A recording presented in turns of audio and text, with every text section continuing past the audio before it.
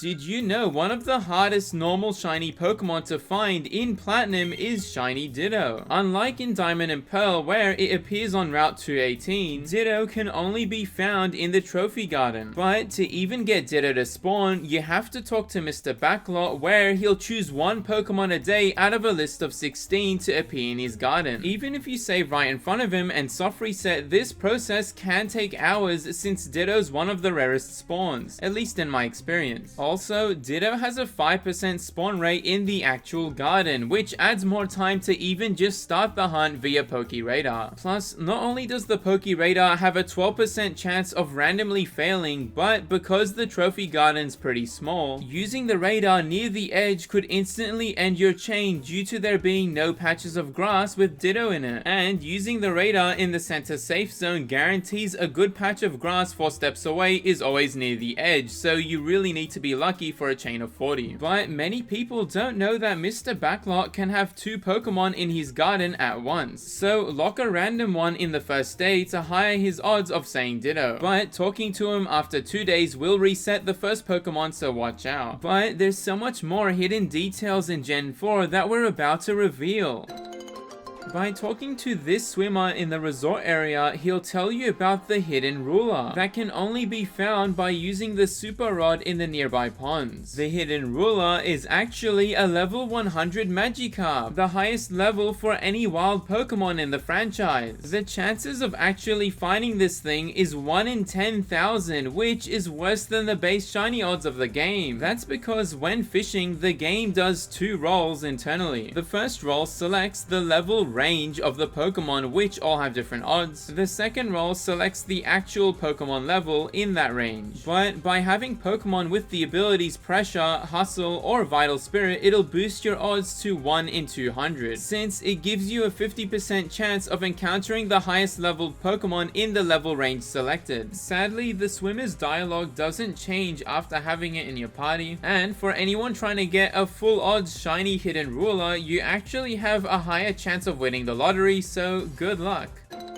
Legends Arceus' story fixed a major plot hole in Platinum. When Cyrus forcefully summons the space-time deities with the red chain, Giratina stops his plan and releases both of them, which should have fixed the space-time distortion. But for whatever reason, after taking Cyrus to the distortion world, Giratina leaves all portals open, which causes space-time to further deteriorate. This makes no sense because Cyrus even says that Giratina wanted to foil his plan, so why would it want to continue the space-time distortion? Well, in Legends Arceus, after beating Volo and Giratina and capturing it in Turnback Cave, Professor Laventon will then say that Volo visited him one last time before leaving, stating that Giratina now chose to protect the Hisui region ever since it found out that the MC was strong enough to stand against it. Not only does this give us a reason why Giratina stopped Cyrus's plan, but upon seeing the younger versions of Lucas and or Dawn in Spear Pillar,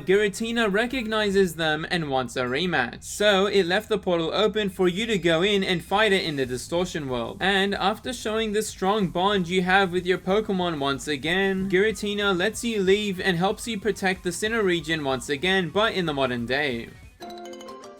The Ribbon Syndicate is a fancy mansion in the resort area where you can buy the most expensive item in the game. But to be even allowed inside, one of your Pokemon has to have at least 10 ribbons. Now, in the original games, this is much easier since each level of the contests give you a ribbon for completing them, but in BDSP, it's only the master level. Thankfully though, talking to the lady in this house in Sunyshore City, she'll give you one different ribbon for each day of the week respectively. The lady in the seal shop will also give you an effort ribbon for showing her a Pokemon whose EVs are maxed out. Other easy ribbons include beating the Elite Four, showing this person in the Pokemon fan club a Pokemon with max friendship will earn you the best friend ribbon, and leveling up your Pokemon 30 times, then showing it to Mr. Footprint on Route 213 will give you the Footprint ribbon as well. Either way, once you have 10 ribbons, you'll then become a member of the Ribbon Society and allowed entry to the Syndicate. This gives you access to another massager that has a a stronger friendship bonus, which is also once a day, and you'll be allowed to buy 3 exclusive ribbons: the gorgeous ribbon for $10,000, the royal ribbon for $100,000, and the gorgeous royal ribbon for $1 short of $1 million, the maximum value your wallet can hold, making it the single most expensive item in the game.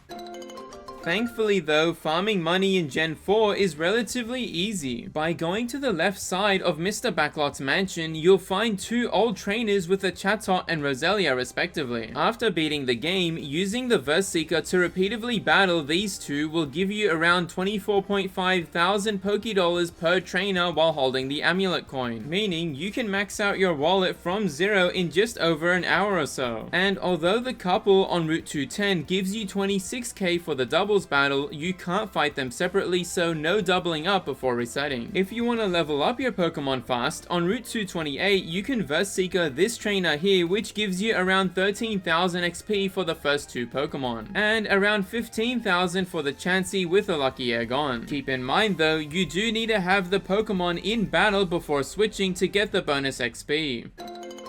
Unlike other legendaries, Deoxys never got an official event release for BDSP, meaning the only legitimate way to get one in the game is if you transfer it from Oras. Legendaries from Pokemon Go have to already be in the Pokédex to be transferred, so you'll need to touch trade with a friend before transferring. But thankfully the asteroids in Veilstone City are still there, which change the forms of Deoxys depending on which one you touch. And luckily, we no longer need a mystery gift to have access to the secret room in the old Galactic building where you can change the forms of Rotom, since after catching it in BDSP, the secret key will automatically be given to you. And previously exclusive to only Platinum, BDSP also has the NPC in Floroma Town that gives you the Gracidia flowers to change Shaman's forms. One of the best additions to the resort area introduced in Platinum is this massive villa, which is owned by the player, and you can buy new furniture to fill up the space inside. Some furniture though require you to complete specific challenges in the game, which I'm showing on screen now, and buying these will cause different characters from the game to come over and visit once a day. Each character even has a few unique dialogues exclusively said in the villa, including this secret dialogue from Cynthia where she says, "It's so relaxing here, I don't want to go home. My house? Even the region is a secret." This could have been referencing Cynthia's future appearance in the Unova region. The only problem is that the house she's in is actually owned by Caitlyn. But because this quote was 2 years before Gen 5, maybe the original plan was that to be her house instead. Plus, you can interact with some items in the villa, like the small music box that plays a lullaby version of Twinleaf Town.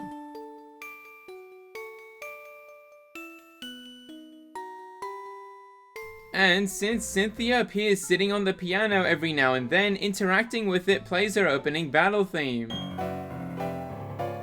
Also, the NPC who just randomly gives you the villa said that the building was previously owned by someone from the Hoenn region, who moved back after collecting all the rare stones found in the Sinnoh region. Thanks to other Pokemon media, we can confirm this previous owner was in fact Steven Stone, the champion of the Hoenn League. Some routes can change weather depending on the day. The south section of Route 212, for example, has 4 weather types. Usually it lightly rains with a slight fog, but playing the game on January 4th will change it to a much heavier downpour. January 6th will cause the route to get an intense thunderstorm, which is probably one of my favorites, and April 30th's forecast finally stops the rain completely. Reversely, Route 213 will sometimes rain depending on the date, or just have a cloudy overcast. Route 216 usually has an average amount of snowfall, but on January 12th it becomes much lighter, while on February 27th it changes to a full blizzard, which is a nice touch. Plus, going to Snowpoint City on January 12th, which is Masaru's birthday, will change the snowflakes to a special type called Diamond Dust, and a lot of these do appear on multiple dates throughout the year, which you can check by viewing the trivia section of the Routes Bulbapedia page. Gen 4 has a lot of small Easter egg events that are really easy to miss. For example, walking into specific rooms in the old chateau, you'll briefly see ghosts floating about. This portrait on the second floor also has red eyes staring at the player but disappears when you get too close. In fact, another ghost can be found on Route 217. Going into this house, you'll see a lady standing in the dark. Speaking to her will get you the spell tag, but once you leave the house, she'll just disappear upon re-entering. Also, touching this statue in the old chateau will cause a special text to appear. What's interesting is that there's no adjacent statue on the other side of the door, which has led some to theorize that Mr. Backlot from the Pokemon Mansion stole the other one and put it in his office. In fact, you can actually touch the statue by coming back late at night when the guard's not on duty. Other cool little events include Lacian's appearance at the Canalave Library, where he tells you about the book he was just reading. This interaction has a few variations where the genre of the book changes. Plus, going to the cave in Route 214, you'll also meet the Tunnel Maniac. He'll challenge you to a race to see if you can find all the letters of Unknown before he finishes the tunnel. The more Unknown you catch, the deeper the tunnel gets, eventually finishing right above the entrance of the Salacian Ruins, where you can catch the exclamation and question mark forms of Unknown. Speaking of which, the triple question mark type was used for the move Curse and was the type for eggs up until Gen 5, where it was removed completely. But interestingly, hidden inside the game's code is a sprite of Arceus in the triple question mark type. In fact, even a shiny version of this sprite exists, which is crazy. But sadly, this was never used since it has the same properties as the normal type, and removing Arceus's plates changes it back to normal anyway. This form also doesn't have a plate in the game's code. So it's a shame that we never got to see how this form would look like in the modern games. But this is just the beginning of mysteries about Arceus, like the hidden meaning of the Legends plate and its connection to the Unknown, which you can find out more about in this video here.